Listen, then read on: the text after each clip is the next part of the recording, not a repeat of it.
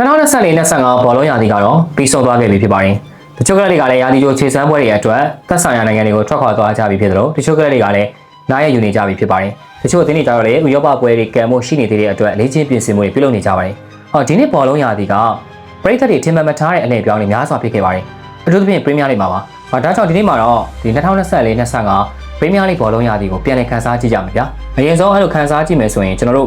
ပြီးခဲ့တဲ့ဘောလုံးရာသီအစတုန်းကဒီပရီးမီးယားလိဂ်အမပေးစရာခံမှန်းချက်ဆိုတာရှိရပေါ့နော်။အဲဒီခံမှန်းချက်ကိုအရင်ဆုံးကျွန်တော်ရင်ပြောပြပေးမယ်။ပြီးခဲ့တဲ့ဘောလုံးရာသီအစမှာဒါပရီးမီးယားလိဂ်ချန်ပီယံကိုမန်စီးတီးဖြစ်မယ်လို့တော်တော်များများခံမှန်းခဲ့ကြတယ်။အဆင့်1မှာမန်စီးတီးအဆင့်2ကအာဆင်နယ်အဆင့်3ကလီဗာပူးအဆင့်4ကနယူကာဆယ်နဲ့အဆင့်5ကချယ်ဆီအဆင့်6ကဗီလာနဲ့ယူနိုက်တက်ကိုအဆင့်9ဆိုပြီးတော့ခံမှန်းထားခဲ့တယ်။အဲ့တော့ဒီနေ့ဘောလုံးရာသီအပြီးမှာရောဒီခံမှန်းချက်က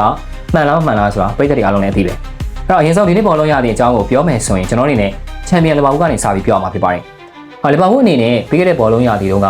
သူတို့ရဲ့နီးပြကြီးယာကန်ကလော့နဲ့လမ်းခွဲခဲ့ပြီးတဲ့နောက်မှာဖင်ယန်နိုအသင်းရဲ့နီးပြအာနီစလော့ကိုအစားထိုးခန့်ခဲ့တယ်။အဲ့တော့ဒါကြောင့်အာနီစလော့ရဲ့လက်ထက်မှာလီဗာပူးဟာကလော့ထွက်သွားခြင်းနဲ့အတူအထိုင်ပြတ်မယ်လို့ခံမှန်းခဲ့ကြတဲ့အတွက်လီဗာပူးကိုချန်ပီယံလိဂ်ဝင်ခွင့်လောက်ပဲရမယ်လို့အားလုံးကမျှော်မှန်းထားကြတယ်။ဒါပေမဲ့လီဗာပူးကလည်းတကယ်လဲချန်ပီယံလိဂ်ဝင်ခွင့်လောက်ပဲရမယ်လို့မျှော်မှန်းခံရတဲ့အထီကိုလူရန်ဖြစ်တည်မှုလည်းမလုပ်ခဲ့ဘူး။ပြီးခဲ့တဲ့ရာသီတရားသီလုံးမှာလီဗာပူးအသင်းကပြောင်းရွှေ့နှစ်ခုမှာသူတို့ဖြည့်ခဲ့တဲ့လူကဂျူဗန်နက်ကစားသမားချေးစာတယောက်ပဲရှိတယ်။ချေးစာတယောက်ထဲနဲ့ပဲကလော့ချန်ရေးခဲ့တဲ့လူစင်းအတိုင်းကိုအာနီစလော့ကရှေ့ဆက်ခဲ့တာ။ဒါပေမဲ့ရာသီအကုန်မှာတော့လီဗာပူးအသင်းကပရီးမီးယားလိဂ်ချန်ပီယံဆုကြီးကိုဒုတိယအကြိမ်ကန်မြောက်နိုင်ခဲ့တယ်။အမှတ်ပေးချန်ပီယံဆုအနေနဲ့တွက်မယ်ဆိုရင်တော့အကြိမ်20မြောက်ပေါ့နော်။အဲ့တော့လီဗာပူးရဲ့ဖျက်ဆီးရခရီးတစ်လျှောက်ကိုကြည့်မယ်ဆိုရင်သူတို့တွေအနေနဲ့နိုင်တဲ့နိုင်ထိုက်တဲ့ပွဲကိုနိုင်အောင်ကန်နေအတက်နိုင်ဆုံးသူများအသင်းတွေအဓိကပြိုင်ပွဲတွေဖြစ်တဲ့အာဆင်နယ်လို့မန်စီးတီးတို့ခြေချော်တဲ့အချိန်မှာလည်းရမှတ်တွေရသလောက်ယူတယ်။ဒီရပဲသူတို့ကိုပရီးမီးယားလိဂ်ချန်ပီယံဆုရရှိစေခဲ့တယ်လို့ပြောရမယ်။ပြောမယ်ဆိုရင်အာနီဆော့ရဲ့လီဗာပူးအသင်းဟာကလော့ထက်တောင်ပိုပြီးတော့ကောင်းလာတယ်လို့ကျွန်တော်ရဲ့ personal မြင်ရခံစားရတယ်။ကလော့လက်ထက်လုံးကလီဗာပူးအသင်းမှာအားနည်းချက်တွေရှိသေးတယ်။ရှိခဲ့တယ်။အားလည်းမြင်ခဲ့ရတယ်။ဒါပေမဲ့ဒီအာနီဆော့ရဲ့လီဗာပူးအသင်းကတော့ကလော့ထက်ပိုပြီးတော့ကြစ်လက်ပြီးတော့ကလော့ထက်ပိုပြီးကောင်းလာတာကိုတွေ့ရတယ်။ရာသီစားလုံးကအဆင့်3ချန်ပီယံလိဂ်ဝင်ရောက်ပဲရမယ်လို့ခံမှန်းခံရတဲ့အသင်းကရာသီကုန်တဲ့အချိန်မှာချန်ပီယံဖြစ်ခဲ့တာတော့လုံးဝတော်တော်လေးကို surprise ဖြစ်ခဲ့တယ်။နောက်တစ်သင်းကတော့အဆင့်2နေရာကအာဆင်နယ်ကတော့ဒီနှစ်နဲ့ဆိုလို့ရှိရင်ဒါ3ချိန်မြောက်ဒုတိယလို့ဖြစ်နေစသိန်းကြရတာပေါ့နော်ကျွန်တော်အနေနဲ့သူ့ကိုစီတူလင်းလို့စားတာလေတော်တော်လေးကိုမောနေပြီစတော့မစားနိုင်တော့ဘူးအဲ့တော့အာဆင်နယ်ရဲ့အဓိကအားနည်းချက်ကဘာလဲဆိုတော့အာဆင်နယ်ကတော့အားလုံးသိတဲ့အတိုင်းပဲအဓိကအားနည်းချက်ကတိုက်စစ်ပြဿနာအာဆင်နယ်ကဒီတိုက်စစ်ပြဿနာလည်းပြီးခဲ့တဲ့ရာသီတုန်းကဂျေဇူးတို့ဒီကိုင်ဟာဘက်တို့နဲ့ဖြည့်ရှင်းမှုကြိုးစားခဲ့တယ်ဒီဟာဒီမှာလည်းအဲ့လိုဖြည့်ရှင်းမှုလုပ်ခဲ့တာပဲဒါပေမဲ့ဖြစ်ချင်တော့ဟာဘက်ကတရားရသွားတယ်ဂျေဇူးကလည်းတရားရသွားတယ်ပုံမှန်ခြေစွမ်းမပြနိုင်အဲ့လိုအချိန်မှာသူတို့မယ်ရီနိုကိုအစားထိုးပြီးတော့မယ်ရီနိုတိုက်စစ်အထောင်တင်စားတဲ့ပုံစံမျိုးလုပ်လာခဲ့တယ်ဒါပေမဲ့အာဆင်နယ်ဒီဟာဒီအဓိကပြဿနာဘာလဲဆိုတော့တိုက်စစ်ကပြဿနာတက်နေတဲ့အချိန်မှာတောင်ပန်ကစားသမားတွေဖြစ်တဲ့သူ့မြင့်ဘဲတောင်ပန်ပေါ့နော်မာတင်နယ်လီတို့ထရောဆတ်တို့စတာလင်းတို့ရှိနေတဲ့အပိုင်းကအလုံးမလုပ်ဘူးအလုံးမလုပ်တဲ့အတွက်အာဆင်နယ်ရဲ့ဒီဟာဒီဆွမ်းဆောင်ရည်ကကြာဆင်းလာတာပဲနောက်ပြီးစာကာတန်ရာရရှိသွားတာအော်ဒီကက်တန်ရာရရှိသွားကြတာလေအာဆင်နယ်ရဲ့ဒီရက်တီမှုဟိုအောက်ထိဆွဲချလိုက်လို့ဖြစ်သွားခဲ့တယ်အာဆင်နယ်အနေနဲ့ဒီအတင်းကြီးတွေနဲ့ကစားရမှာပြဿနာမရှိပေမဲ့သူတို့ကိုဒီလိုဘလော့မေဘလော့ရင်ဆိုင်တဲ့အသင်းတွေနဲ့တွေ့တဲ့အခါကျရင်အာဆင်နယ်ကတော်တော်လေးတိုင်ပတ်သွားတာကိုတွေ့ရတယ်သူတို့ကတော့ပြီးတဲ့ရာသီတုန်းကလည်းအဆင့်နဲ့အဲ့တော့ရာသီကျိုးဒီခံမှန်းမှုမှာလည်းအဆင့်2လိုပဲခံမှန်းခံရတယ်ရာသီကုန်တော့လည်းအဆင့်2ပဲပေါ့နော်နောက်တစ်သင်းကတော့လက်ရှိချန်ပီယံမန်စီးတီးပဲပြောရမှာပေါ့နော်မန်စီးတီးကပြီးတဲ့ရာသီတုန်းကပရီးမီးယားလိဂ်ဘာလာကို4နှစ်ဆက်တိုက်စံချိန်တင်ရယူနိုင်ခဲ့တယ်ဒါကြောင့်ဒီနှစ်မှာသူတို့အနေနဲ့5ချိန်ဆက်ရရှိသွားမယ်ဆိုပြီးတော်တော်များများခံမှန်းခဲ့ကြတယ်ဒါပေမဲ့လည်း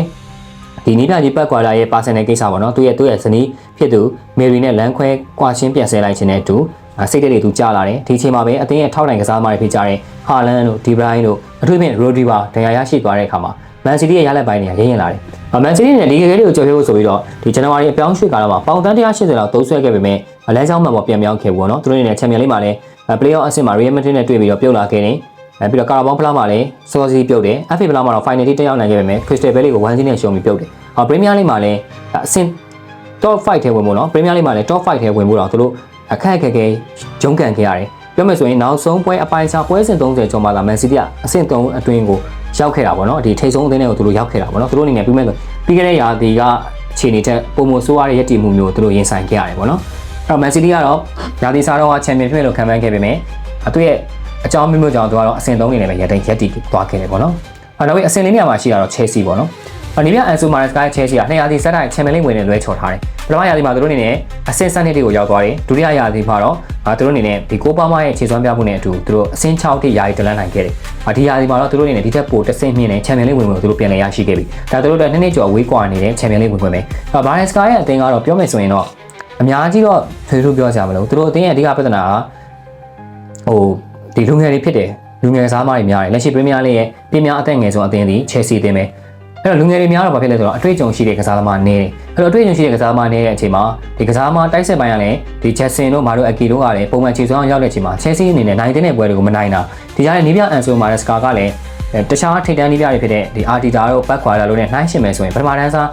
နီးပြပုံစံမျိုးမဟုတ်ပဲနဲ့သူတို့ထက်တစ်ဆင့်နေတဲ့နီးပြမျိုးဖြစ်နေတဲ့အခါမှာချယ်ဆီအနေနဲ့ရလက်တွေရှင်းရိုက်လာပြီးတော့နောက်ဆုံးဒီ top 5 ထဲဝင်ဝင်တော့သူတို့အနေနဲ့တော်တော်လေးကိုရုန်းကန်ခဲ့ရတယ်ဒီကြားထဲမှာသူတို့အနေနဲ့ဒီအဆင့်ထိရောက်လိုက်ပေးပေမဲ့လည်း